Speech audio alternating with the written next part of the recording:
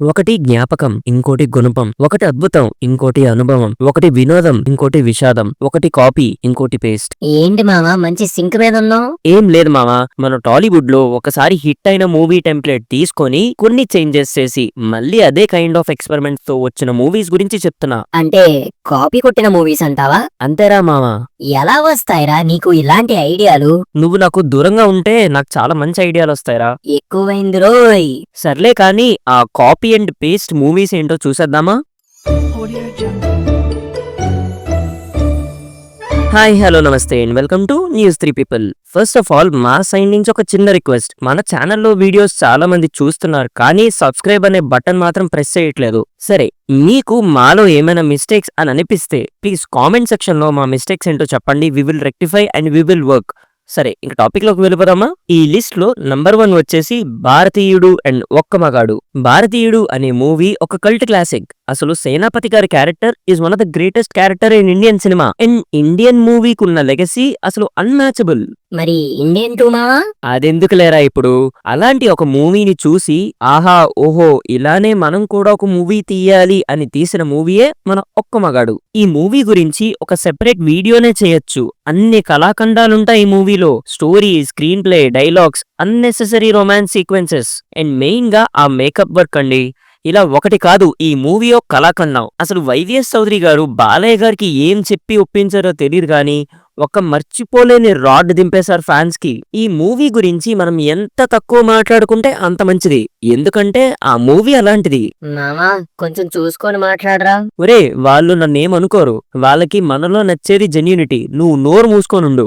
And ఇంకా మన list లో నంబర్ 2 వచ్చేసి Magadheera and Shakti. A movie పేరు చెప్తే మన ఎన్టీఆర్ గారి ఫ్యాన్స్ వెనకపడి మరీ కొడతారు. ఏ మూవీ పేరు చెప్తే టీఎఫ్ఐ ఫ్యాన్స్ శోకంలోకి వెళ్ళిపోతారు. అదే మన శక్తి. అదే మన మెహర్ నోలన్ గారి మర్చిపోదామనుకున్న మర్చిపోలేని మధుర జ్ఞాపకం. నువ్వు కూడా మంచి సింక్ మీద ఉన్నావురా.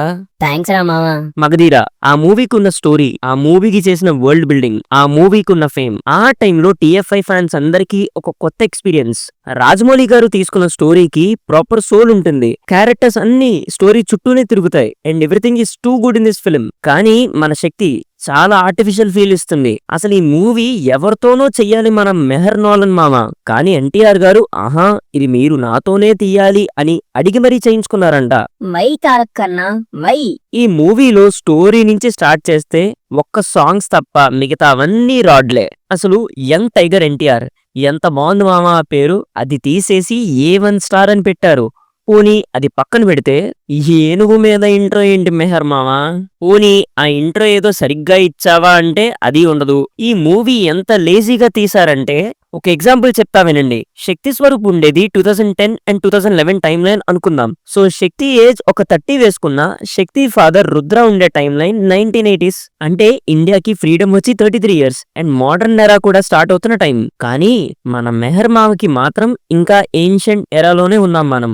డైరెక్ట్ ఈజిప్ట్ నుంచి గుర్రాలు వేసుకొని వచ్చేస్తారండి బాబు. ఈ మూవీలో ఒక వారియర్ కైండ్ ఆఫ్ మూవీ వచ్చింది, హిట్ అయింది. అదే టెంప్లెట్ లో తీద్దామని ప్రాపర్ గా ఎస్టాబ్లిష్మెంట్ లేకుండా చేస్తే శక్తి ఇలాంటి మూవీసే వస్తాయి. మావా వదిలేరా, మర్చిపోదాం అనుకున్న ప్రతిసారి ఏంట్రా మాకి టార్చర్. సో ఈ లిస్ట్ లో మన నెక్స్ట్ నంబర్ 3 వచ్చేసి మగధీర అండ్ బద్రీనాథ్. అసలు వారియర్ మూవీ ఎలా తీయకూడదు అనే టాపిక్ వస్తే బద్రీనాథ్ అనే మూవీ గురించే చెప్తాం మామా నేను ఫస్ట్. ఈ మూవీ మొత్తంలో ఏమైనా కొద్దో గొప్ప ఉంది అంటే అది అల్లు అర్జున్ గారి హార్డ్ వర్క్ అండ్ సాంగ్స్. అసలు కొన్ని పోర్షన్స్ అయితే ది వర్స్ట్ గా ఉంటాయి మామా. గుర్తుంది మావా, నేల మీద నీటి మీద కాదు గాల్లోకి తీసుకొని వెళ్లి మరి దింపారు. అండ్ ఈ మూవీలో ఉన్న కోర్ పాయింట్ ఏంటి మావా? ఏమోరా, లవ్ ట్రాక్ కనెక్ట్ అవ్వదు. డివోషనల్ కాన్సెప్ట్ ఓకే ఉంటుంది. ఓనీ హీరో క్యారెక్టర్ డెవలప్మెంట్ మీద ఉన్న మూవీ కూడా కాదే. ఏంటి మామా అసలు పాయింట్? ఒకటి కాదు మామా, ఈ మూవీకి 2 కోర్ పాయింట్స్ ఉన్నాయి.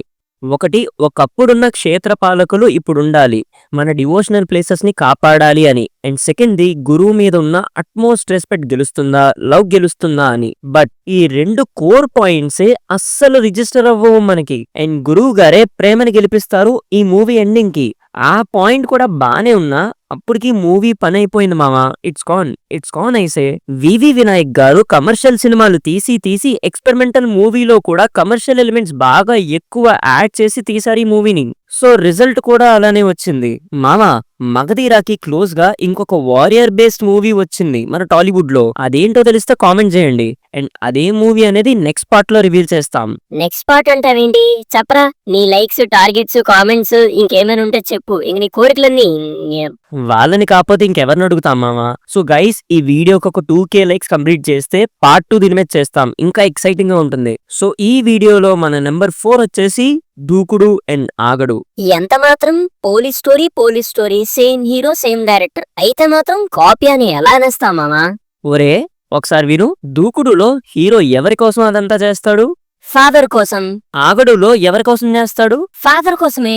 దూకుడులో హీరో ఎలా విలన్ స్టోరీని చేస్తాడు? విలన్ మనుషులతోనే క్లోజ్ అయినట్టయి ప్లేట్ మార్చి వాళ్ళనే యూజ్ చేసుకొని విలన్ ని ఎండ్ చేస్తాడు. మరి ఆగడులో? సేమే మావా. దూకుడులో ఒక కమీడియన్ క్యారెక్టర్ వస్తుంది.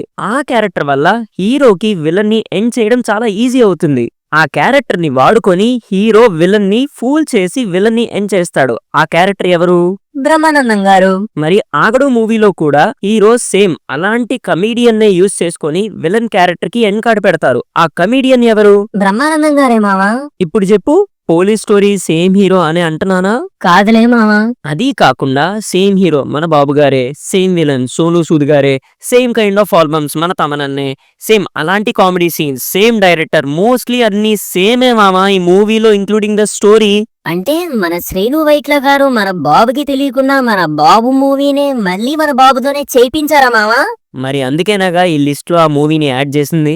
మామ ఇంకా చాలా మూవీసే ఉన్నాయి. మీరు మేం చెప్పిన 2K లైక్స్ టార్గెట్ ఎంత తొందరగా కంప్లీట్ చేస్తే అంత తొందరగా పార్ట్ 2 తో మేము వచ్చేస్తాం. సో ఈ లిస్ట్ లో మన లాస్ట్ మూవీ వచ్చేసి నంబర్ 5 అరుంధతి అండ్ పంచాక్షరి. అప్పటి వరకు అనుష్క గారిని బ్యూటీగా చూసిన మనందరికీ ఒక దేవత అండ్ ఒక ఐకానిక్ రోల్ లో చూపించారు కోడి రామకృష్ణ గారు. నాకిప్పటికీ గుర్తు, అరుంధతి మూవీకి నేను ఫ్యామిలీతో థియేటర్ కి వెళ్ళాను. చిన్నపిల్లని కదా, భయంతో సుసు వచ్చేసింది అనుకోండి.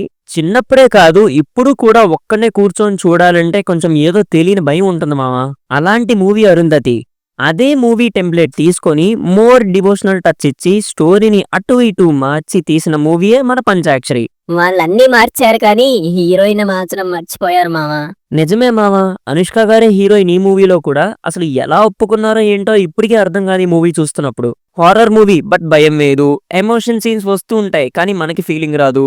సాంగ్స్ వస్తూ ఉంటాయి కానీ వినబుద్ధి కాదు. స్టోరీ రన్ అవుతూ ఉంటుంది కానీ స్టోరీ ఉండదు. ఇలా ఏదో ఒక టెంప్లెట్ తో హిట్ పడిందని అదే టెంప్లెట్ తో తీద్దామని తీశారు మామ ఈ మూవీ. అరుంధతిలో ఉండే ఆ రాయల్టీ, ఆ గ్రాండియర్, ఆ స్టోరీ, ఆ స్క్రీన్ ప్లే, ఆ పర్ఫార్మెన్సెస్, అబ్బబ్బబ్బబ్బా ఏం సినిమారా బాబా అని అనిపిస్తుంది. కానీ పంచాక్షరి చూస్తుంటే అబ్బా ఏం సినిమారా బాబా అనిపిస్తుంది. డైలాగ్స్ ఒకటే మామ, ఎమోషన్సే వేరు. ఈ movie same Arundhati vibes carry చేసి ఉండుంటే పెద్ద హిట్ అయ్యేదేమో మామ. ఆ టైంలో అలాంటి క్రేజ్ ఉండేది అరుంధతి మూవీకి. బట్ ఈ మూవీ అసలు అరుంధతికి 1% క్లోజ్ లో కూడా రాదు. ఇవి మామ మన కాపీ పేస్ట్ చేసిన మూవీస్ అండ్ ఆ లిస్ట్ లో కళాఖండాలు. మరి ఈ వీడియోలో మీకు బాగా ఇరిటేషన్ తెప్పించిన మూవీ ఏంటో మన కామెంట్ సెక్షన్ లో చెప్పి మీ బాధ కొంచెం తగ్గించుకోండి. అండ్ ఈ వీడియోని మీరు ఇంతవరకు చూసినందుకు మీకే థ్యాంక్ యూ సో మచ్. మళ్ళీ ఇంకో కొత్త టాపిక్, సారీ కొత్త కాన్సెప్ట్ తో మళ్ళీ మీ ముందుంటాను. Until then take care and bye by.